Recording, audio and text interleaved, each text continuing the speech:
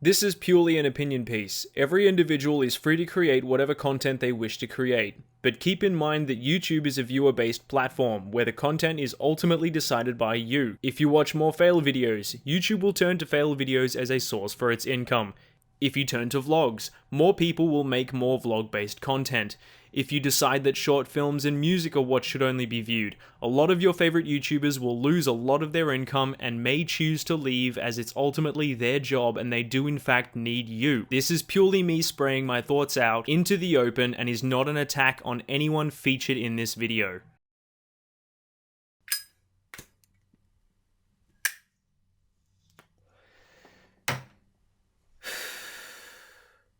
YouTube, calm your fucking titties. Your drama's getting out of control, okay? YouTube has a problem, and this proves it. I'll second that. YouTube has a lot of problems. But the most recent one involves something that I absolutely hate, which is drama. YouTube is my life. YouTube is everything that I do. It's literally the only priority that I have in my daily life.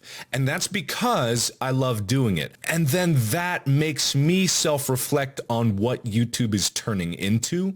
I realize that YouTube is changing. And not like in other ways it's changed in the past before, where they like mess with the algorithm or the way subscriber boxes work. I'm talking about a way that YouTubers are fucking changing.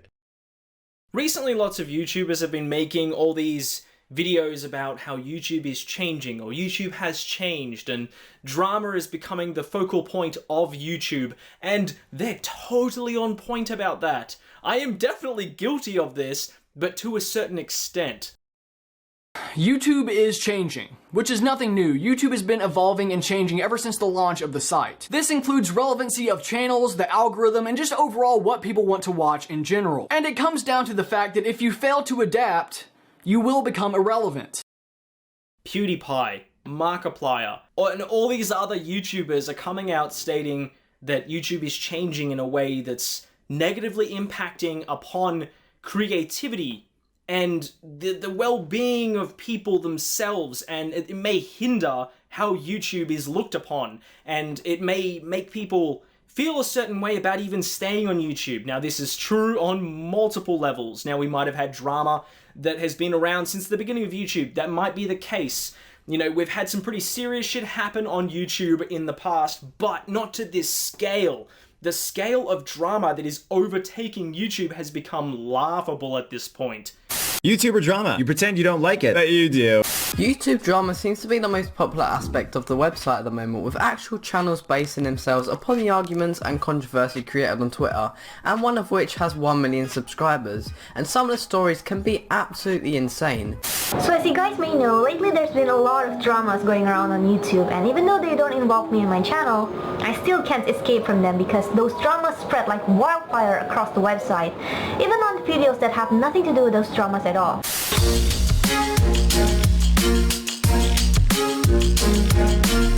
Hey guys, it's Marissa, and today's video, if you couldn't already tell from the title, is going to be about some YouTube drama. What I see from doing this for 4 years is what I can only describe, and I took a lot of time thinking about these words, is a self-fulfilling cycle of pessimism. And that's a big phrase for Marky Moo to say, but that is the only way that I can describe what I see every day. When people are doing YouTube, they are after a few things. And you can't fault them for it, because of course people would want to do this for the living, but they're after influence, more viewers, and money. And that's fine. You know, I would be a hypocrite if I said I would do this for free, because I couldn't and I wouldn't, because it's part of my income and it's how I live. So of course I want to do it. It's my job, but I don't treat it as my job, but it is my job. So I'm hypocritical if I was to criticize anyone for going after YouTube for money. And that's not what I'm doing, because even YouTube, the business, if you asked an executive at YouTube, they would go, we want more views, more money, more ad revenue, and more. And you can't exactly fault them for that. It's the nature of the business of things. I've said this before, but YouTube is becoming this drama machine where everyone is throwing in their 2 cents to get 20 cents back. As a community, we have pretty much always stuck together, you know? Like, even though we were making vastly different content and we were making vastly different things, and some of us weren't even that good at what we were doing, we still were fucking nice to each other.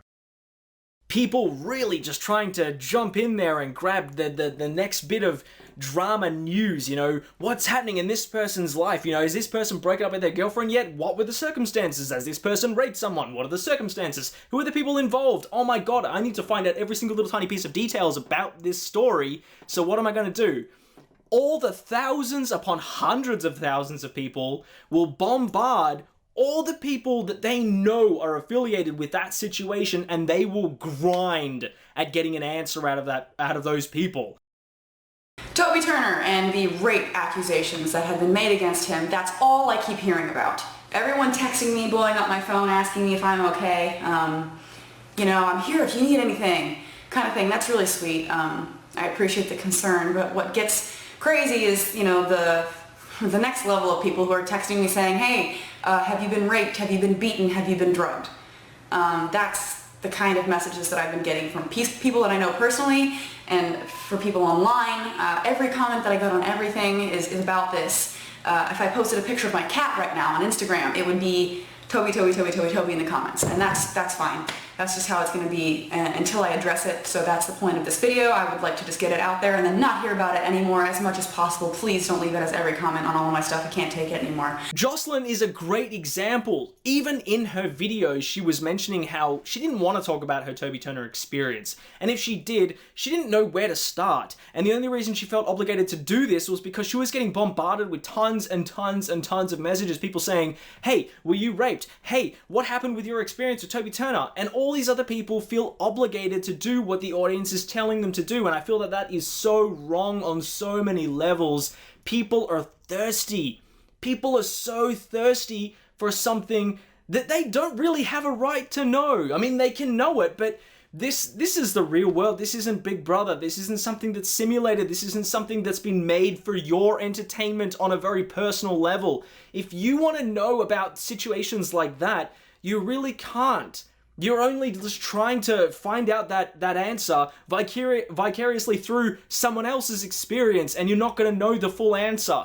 This is purely because humans in nature are curious beings. We are curious. We're inquisitive. Babies are inquisitive when they're tiny. You know, well, babies are tiny in general, but you know what I'm pointing out here, right?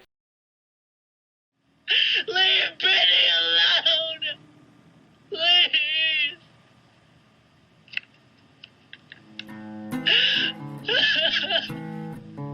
Leave Britney Spears alone right now! I mean it! That's the thing about the internet. You have the people that relate to you and they're underdogs going through the same thing you're going through, and then you have the people that hate you but want to watch and be like, what's this faggot doing? Like, that's the truth. Like, there is just so much stuff out there. We don't need to know every single little bit of information. Use your mind and use the things that you know to the best of their ability in a way that's progressive. This isn't television, like in a dramatized way. This isn't Desperate Housewives. This isn't Big Brother, essentially in the way of the TV show Big Brother. This isn't Jersey Shore. This isn't 16 and Pregnant. This isn't, you know, all these other random shows that have been, you know, glorified in a way that is just kind of pathetic. We don't want to be those people. We don't want YouTube to become that way. You know, I think it's a little unfair to try and push into someone's life and force them to pull something out that they may not want to, you know, talk about. And it's... I could go on about this topic all day, but you get where I'm coming from, right? Like, I hope you do. Yes, I agree with you. What a bold standpoint. I've seen this change in attitude, and it's very subtle and it's hard to see, but it's definitely there. It's a change from seeing YouTube as a platform where anyone can do anything and anyone can put up whatever they want, whenever they want, to a system where You have to follow strict rules. You have to follow strict protocols. You have to criticize others. It's every man for himself, and no one can cooperate. And I'm not saying it's bombastic, that's what it is, but that's what it's starting to be. And I hope that anyone else who is viewing this video, I hope that you really understand the message I'm trying to put across to you, because I'm not yelling at you. I'm not putting this in a way that's derogatory in any way to your intelligence or to your anything. I just want you to remember that YouTube is a place for creativity. YouTube is a place for everyone just to enjoy what it is that's available to you. Don't grind content out of people. Don't grind stuff out of people, because this is just going to get to a point where people are eventually just going to say, you know what? No more. I'm just going to stop. Who knows? Who knows? I'm sure bigger, much bigger YouTubers have the ability to get deals where they can make TV shows, or they can make the content that they want to make on a different platform and get paid a fuck ton of money. You know, you might actually scare them away from YouTube. I don't want that. You don't want that. It's a sad time at the moment when it comes to people trying to grind what they want out of their, content creators. So I hope you understood the message that I'm trying to put across to you. I hope you understand, the people who you're fans of. I hope you understand why YouTube was created in the first place. And I hope that YouTube is around for a lot longer than what some people have predicted, that it's only going to be around for the next couple of years. I want YouTube to be around for as long as it can be, and I'm sure you do too. And I want to be able to continue to make content that's the best it can be for you, I love doing these videos. I love creating the best content that I can for you guys, and I love entertaining you guys, and I love bringing out my opinion to the camera for you guys to digest however it is you want to digest. And yeah, hope you guys enjoyed this video. And if you did, please be sure to give it a thumbs up. And if you didn't like it, then oh well, each to their own. This was only part 1. Part 2 will include the history of YouTube and its evolutionary changes.